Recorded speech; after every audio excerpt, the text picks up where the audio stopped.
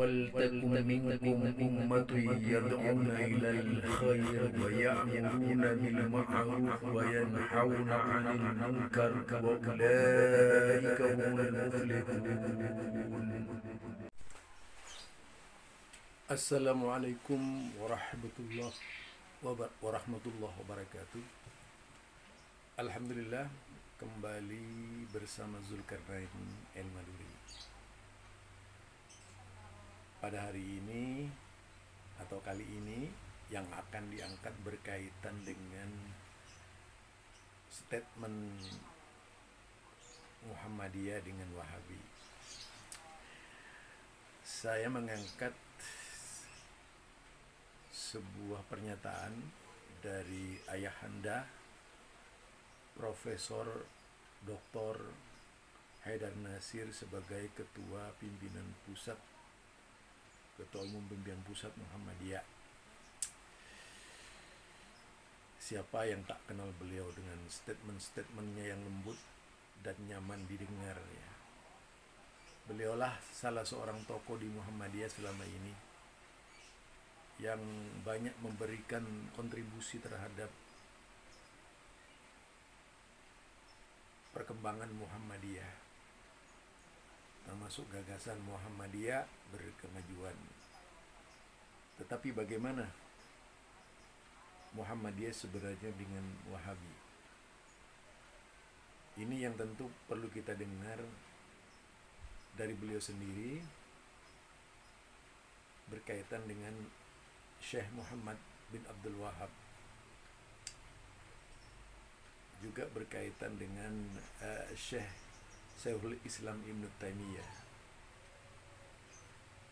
Yang jelas Muhammadiyah itu bagian dari Syekhul Islam Ibn Taimiyah dalam satu sisi, kemudian yang dikatakan juga adalah Syekh Muhammad Abdu dalam satu sisi, lewat risalah Tauhid dan Kitabul Iman.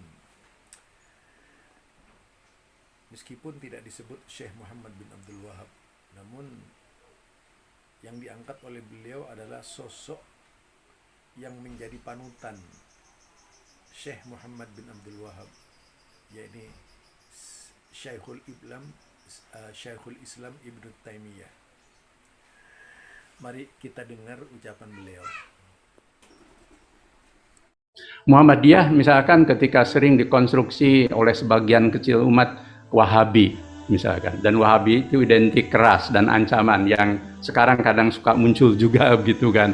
Sesungguhnya tidak punya tautan sebagaimana Kiai Haji Hasyim Asy'ari itu pada Wahabiyah. Buku-buku kitab-kitab yang dibaca Kiai Dahlan nyaris dalam daftar menurut Kiai Haji Hazid yang paling dekat dengan beliau itu tidak terdaftar kitab tauhidnya Muhammad bin Abdul Wahab. Justru yang paling kuat itu Risalatut Tauhidnya Abduh dan Kitabul Imannya Ibnu Taimiyah yang perspektifnya sangat mendalam dan luas gitu ya.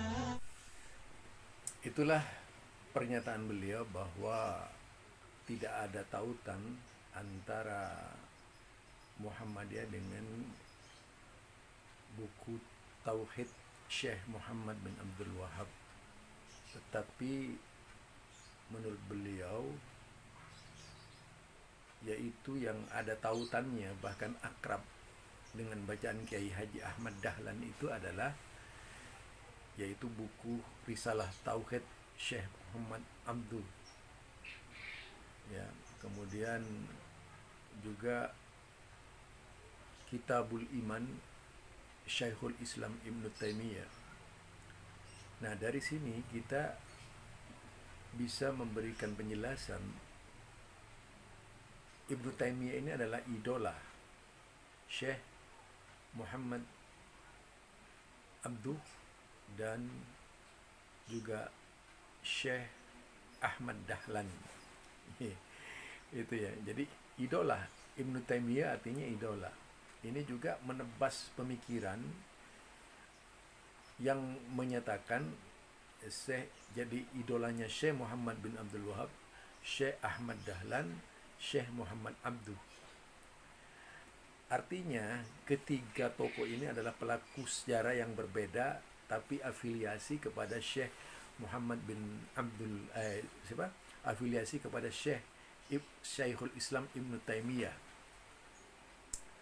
Bisa dikatakan adalah yaitu pewaris pola pikir yang diwariskan oleh Syekhul Islam Ibn Taimiyah kepada Syekh Ahmad Dahlan, Syekh Muhammad bin Abdul Wahab, Syekh Muhammad Abduh. Ketiganya itulah yang tentu saja merupakan generasi dari pemikir kuat Islam yang namanya Syekhul Islam Ibn Taimiyah. Dari sana. Dan ini juga menebas pemikiran berkaitan dengan akidah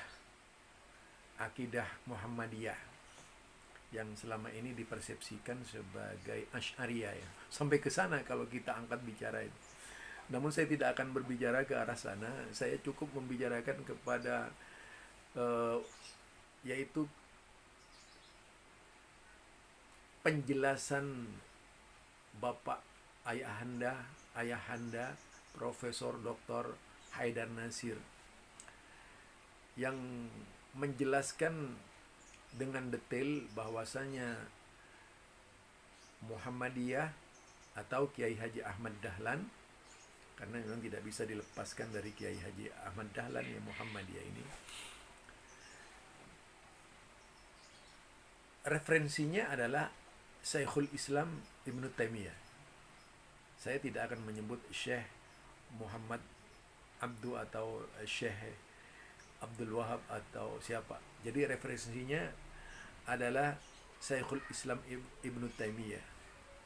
Beliau adalah guru dari 3 generasi, yaitu generasi Syekh Ahmad Dahlan, Syekh Muhammad bin Abdul Wahab, Syekh Muhammad Abduh. Artinya memang cara berpikirnya itu adalah cara berpikir modern di zaman itu ya. Dan kita tahu salah satu gagasan Syekhul Islam Ibn Taimiyah itu yang mendetail dan luar biasa berkaitan dengan pandangan-pandangan beliau terhadap paganisme, kemudian tahayul dan khurafat yang menyebar di tanah Arab ketika itu, mendapat tanggapan luar biasa dari Syekhul Islam Ibn Taimiyah. Kalau dibaca dalam Kitabul Iman seperti itu. Jadi Kitabul Iman itu menyingkap, sebenarnya banyak sih risalahnya yaitu risalahnya siapa? Risalahnya Syekh Islam Ibn Taimiyah, diantaranya adalah Aqidatul Wasithiyah li Ibn Taimiyah, Al-Fatawa dan sebagainya. Artinya ini luar biasa. Syekh Ahmad Dahlan atau Kiai Haji Ahmad Dahlan, pendiri Muhammadiyah, kecerdasannya itu dibina oleh buku-buku yang memang kualitas. Kecerdasannya memang ditempa oleh buku-buku yang bestseller di masanya ya, dan menarik, di samping memiliki dinamisme yang amat dalam di dalam memahami buku-buku tersebut, diantaranya ya dengan melahirkan Muhammadiyah gitu.